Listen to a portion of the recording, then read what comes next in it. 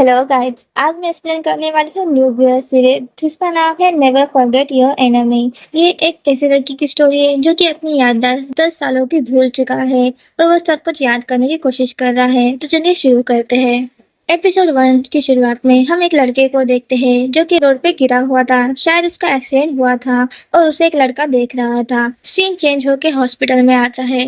जो लड़का नीचे गिरा हुआ था उसे होश आता है, जिसका नाम हानिउल था। हानिउल अपने गाल को हाथ लगा के बोलता है कि मुझे दर्द क्यों नहीं हो रहा, कहीं मैं मर तो नहीं गया। तभी उसके सामने एक लड़का खड़ा रहता है जिसका नाम सेबियोक था। हानिउल सेबियोक को बोलता है कि यह सब तुम्हारी वजह से हुआ, तुम्हारी वजह से मैं यहाँ पे पड़ा हुआ हूँ। तो सेबियोक उसे बोलता है कि काश हम कभी ना मिले होते। सीन कट हो जाता है और फिर से हानिउल के पास आता है। हानिउल उठता है तो उसके पास एक लड़का भागते हुए आता है जिससे हानिउल पूछता है कि तुम कौन हो। तो वो बोलता है मैं सेबियोक हूँ, तुम्हें याद नहीं क्या।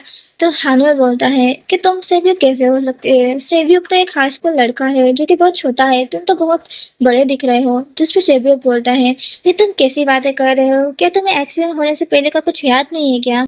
फिर हमें पास्ट में दिखाया जाता है कि सेबियोक और हानिउल दोनों बेस्ट फ्रेंड थे, बचपन से अपने साथ ही रह रहे थे। उनके बहुत से झगड़े होते रहते थे और स्टिल वो एक दूसरे के साथ कभी नहीं छोड़ते थे। एक दिन हानिउल एक बॉक्स में सारे कपड़े वगैरह डाल रहा था तो उसकी बहन आती है और बोलती है कि तुम ये क्या कर रहे हो। तो वो बताता है कि मैं ये सारे कपड़े फेंकने वाला हूँ। तो उसकी बहन बोलती है ये तो सारे कपड़े तुम्हें सेबियत ने दिए है ना। तो फिर वो बोलता है हाँ, सेबियत नहीं दिए हैं, वो मेरा बेस्ट फ्रेंड नहीं है, वो मेरा एनिमी है। फिर उसकी बहन को एक फोटो मिलती है जिसमें सेबियत और हानियल था। वो बोलती है कि सेबियत कितना ज्यादा हैंडसम दिखता है। जो हानियल खींच लेता है उसके हाथ से और बोलता है कि वो बिल्कुल भी हैंडसम नहीं है, वो बहुत कमीना है। हानियल की बहन फिर उसे क्वेश्चन करती है कि आखिर तुम मुझसे इतना हेट क्यों करते हो। तो वो बताता है कि जब भी मुझे कोई लड़की पसंद आती है तो उस लड़की को हमेशा ग्रुप ही पसंद आता है। जब भी मैं किसी लड़की को प्रपोज करता हूँ तो वो लड़की सिर्फ सेबियोक के बारे में ही गुणगान गाती रहती है। किसी ने तो मुझे उसका नंबर भी मांगा था और मेरी जो फर्स्ट गर्लफ्रेंड थी जो कि बड़े मुश्किल से मेरी हुई थी, उसने भी मुझे ब्रेकअप करके सेबियोक से डेट करना स्टार्ट कर दिया, वो भी सेबियोक के कहने से। हानिल की बहन हानिल को चिढ़ाती है और बोलती है मैं किसी के साइड में नहीं हूँ। हानिल बॉक्स लेके रास्ते पे फेंकने जा ही रहा होता है तभी उसके सामने सेबियोक आता है। सेबियोक उसे बोलता है कि ये तुम क्या कर रहे हो, जिस पे हानिल गुस्सा होते हुए बोलता है कि तुम हमेशा मेरे साथ ऐसा ही करते हो, मुझे तुम्हारा फ्रेंड नहीं बनना है। सेबियोक उसे बोलता है कि मुझे वो लड़की नहीं पसंद है, तुम इतना भी गुस्सा क्यों कर रहे हो मेरे पे। तो फिर हानिल बोलता है अगर तुम्हें वो पसंद नहीं है इसका मतलब तुम उसके साथ खेल रहे हो, मुझे तुम्हारा फ्रेंड रहना ही नहीं है। जिस पर सेवियो बोलता है कि मुझे भी तुम्हारा सिर्फ फ्रेंड नहीं रहना है। फिर हानिल को इस बात से बहुत गुस्सा आता है और वो कपड़े फेंक देता है। सेवियो उसे समझाने की कोशिश करता है पर दोनों के झगड़े की वजह से वो बोलता है कि तुम यहाँ से निकल जाओ। तो सेवियो वहां से निकल जाता है। अगले दिन स्कूल में भी वो दोनों एक दूसरे से बिल्कुल भी बात नहीं करते। हानिल को बहुत गुस्सा आता है कि उसकी गर्लफ्रेंड सेविक के साथ घूम रही है। फिर जब क्लास में हानिल के पास उसका फ्रेंड आता है और बोलता है कि हम सब बाहर जा रहे हैं रात में, क्या सेवियत भी आने वाला है। तो हानिल बोलता है कि सेवियत नहीं आने वाला है हमारे साथ, जो सुन के सेवियत को बहुत बुरा लगता है। स्कूल छूटने के बाद हानिल अपनी गर्लफ्रेंड की, जो कि एक्स गर्लफ्रेंड है, उसकी पोस्ट देखता है जिसपे उसने दिल लिखा था।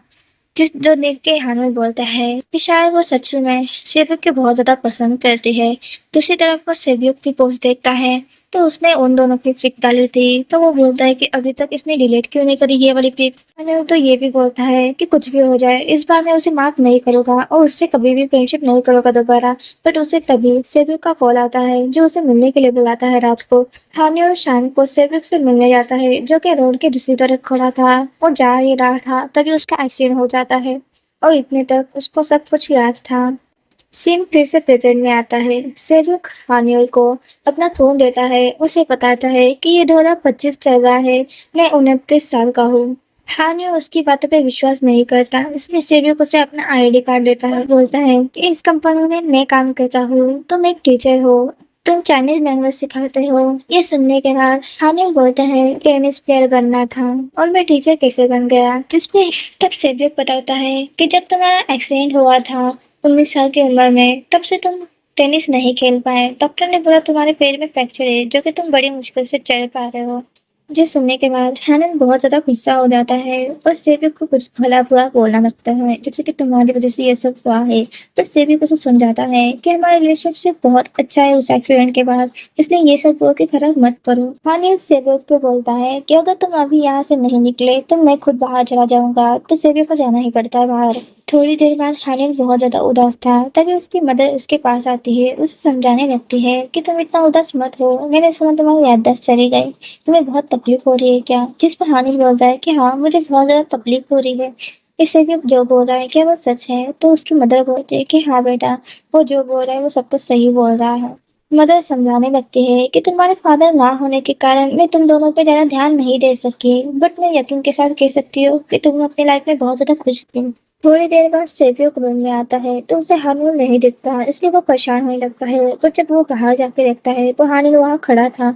हानिल सेवक से पूछता है क्या हम अभी तक फ्रेंड हैं? तो सेवक बोलता है हम फ्रेंड नहीं हैं।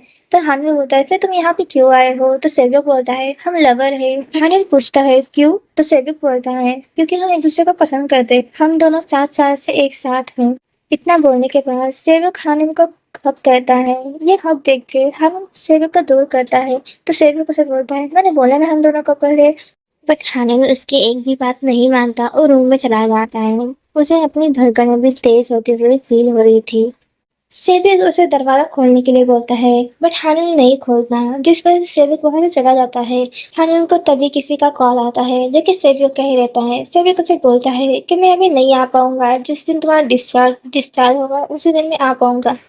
सेवक अपनी कार में किसी लड़के के साथ था। वो लड़का उसे पूछ रहा था कि तुम इतनी परेशान क्यों हो, जिस पर सेवक जवाब देता है कि कभी कभी हम कोई विश मांगते हैं पर वो वैसे पूरी नहीं होती जैसे हम चाहते होते हैं। मैं चाहता था कि वो अपनी सारी बुरी यादें भूल जाए, जबकि वो अच्छी यादें ही भूल गया। हमें फिर से हाई स्कूल का सीन दिखाया जाता है जहाँ पे सेबियो उसकी गर्लफ्रेंड के साथ ब्रेकअप कर रहा होता है। वो लड़की उसे रीजन पूछती है तो सेबियो कहता है कि तुम हानिल के बहुत ज्यादा क्लोज जा रही थी, इसलिए मैं तुम्हें डेट के लिए पूछा। सेबियो फिर क्लास में आता है जहाँ पे हानिल सो रहा था। फिर वो उसे देखता है और उसके गाल पे किस करता है। इसका मतलब सेबियो हानिल को बहुत पहले से ही पसंद करता था। एपिसोड 2 की शुरुआत में हानि और सेवक और उसके रिलेशनशिप के बारे में सोच रहा होता है। तभी उससे डॉक्टर पूछते हैं कि तुम्हें मॉर्निंग में कैसा फील हुआ था। तो हानिल को लगता है कि डॉक्टर सेवक की बात कर रहे हैं, इसलिए वो बोलता है सेवक क्या सेवक। हानिल को तभी बहुत सारे नोटिफिकेशन आते रहते हैं जो कि सेवक के थे, बट हानिल उसे इग्नोर करता है। थोड़ी देर बाद डॉक्टर हानिल और उसकी मदर और सिस्टर को बोलते हैं कि हानिल अपनी मेमोरी लॉस कर चुका है, जिसलिए उसे अपने फैमिलियर प्लेस में रहना पड़ेगा, जिससे उसे जल्दी ही याद आने लगेगा। अगर उसे याद नहीं आए तो उसे ज़बरदस्ती नहीं करनी है, वरना उसके दिमाग पे असर हो सकता है। डॉक्टर ये भी बोलते हैं कि अभी हानिल की तबीयत ठीक हो गई है, इसलिए इसे जल्दी ही डिस्चार्ज मिल जाएगा। थोड़ी देर बाद हानिल और उसकी फैमिली सफरचंद खा रहे थे। तभी हानिल की बहन बोलती है कि सेबियो कब आएगा, जिस पर हानिल चिढ़ते हुए बोलता है कि उसे आने की क्या ज़रूरत है। तो उसकी बहन बोलती है क्योंकि ये रूम वगैरह सब उसने ही अरेंज की थी। तो फिर हानिल बोलता है उसे ऐसे करने की क्या ज़रूरत थी, जिस पर उसकी बहन बोलती है जिस टाइम तुम्हारा एक्सीडेंट हुआ था उस टाइम वही तुम्हारे पास था, इसलिए। तभी वहाँ पे यून हान नाम का एक लड़का आता है जिसे हम हान बोलेंगे। हान हानियन की तबीयत पूछने के लिए आया था। तभी उसे पता चला कि वो 19 साल के बाद की सारी मेमोरीज भूल गया है। जिसपे हान बोलता है कि तुम्हें याद नहीं, तुम काम पे जाने से पहले मेरे कैफे में आते हो एक स्पेसिफिक ऑर्डर करने के लिए। फिर भी हानिल को कैसे याद आने वाला था ये सब, इसलिए हानिल उसे सॉरी बोलता है। थोड़ी देर बाद हानिल बाहर बैठा हुआ रहता है और गैलरीज में अपनी और सेबियो की फोटो देख रहा होता है और वो सारी फोटो डिलीट करने वाला होता है। तभी वहां से सीन कट हो जाता है।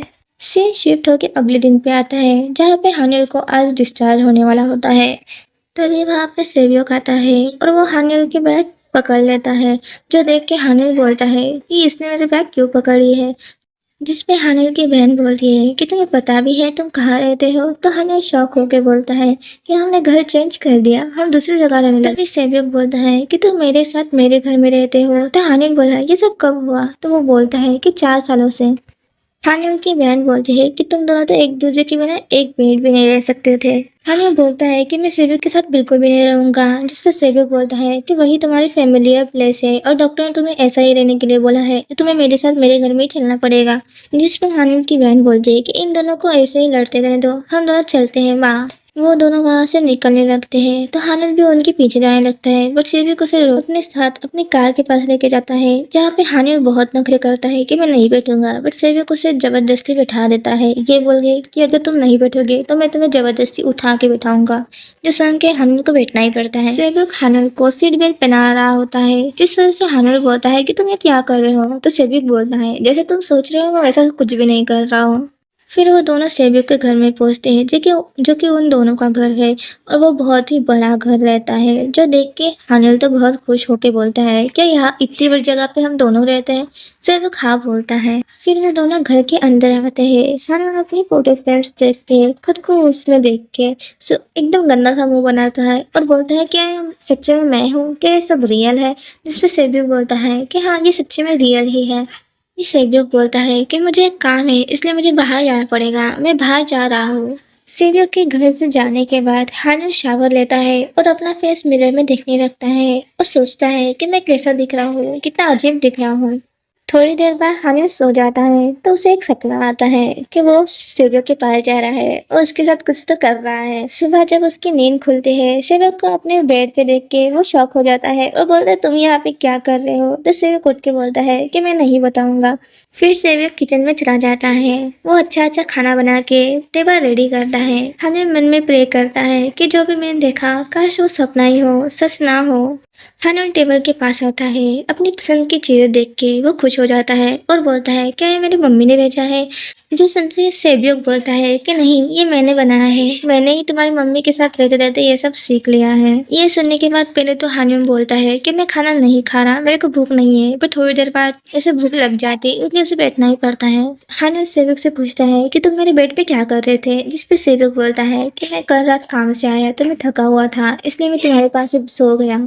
हानिल सेवक से बोलता है कि तुमने बिटकॉइन में पैसा डालना नहीं छोड़ा। तो सेवक बोलता है वो 10 साल पुरानी बात है, मैं वैसे काम तब करता था, अब नहीं, अब मैंने वो काम छोड़ दिया है। थोड़ी देर बाद हानिल सेवक से पूछता है कि तुम बाहर कब जा रहे हो। तो सेवक उसे बोलता है अभी जा रहा हूँ।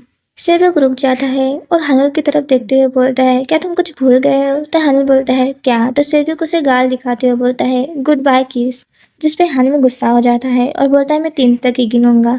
उसके बाद सेवक चला जाता है। सेवक के जाने के बाद हानिल अपने लेटर्स वगैरह पढ़ने लगता है जो सेवक ने उसे लिखे थे और जो उसने सेवक को लिखे थे। उसे देखकर हानिल बोलता है कि सेवक इस टाइप का लड़का है, मैंने तो कभी सोचा भी नहीं था। वो इतना रोमांटिक कब से हो गया ऐसे लेटर लिखने के लिए।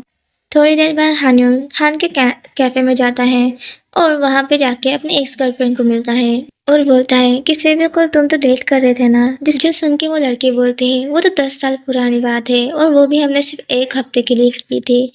हानिल उससे पूछता है क्या तुम अभी भी सेवियक के कांटेक्ट में हो। तो वो बोलती है नहीं, मैं सेवियक के नहीं बट तुम्हारे कांटेक्ट में जरूर हूँ। हानिल उस लड़की को पूछता है कि सेवियक क्या काम करता है, क्या वो अभी भी बिटकॉइन में मनी लगाता है।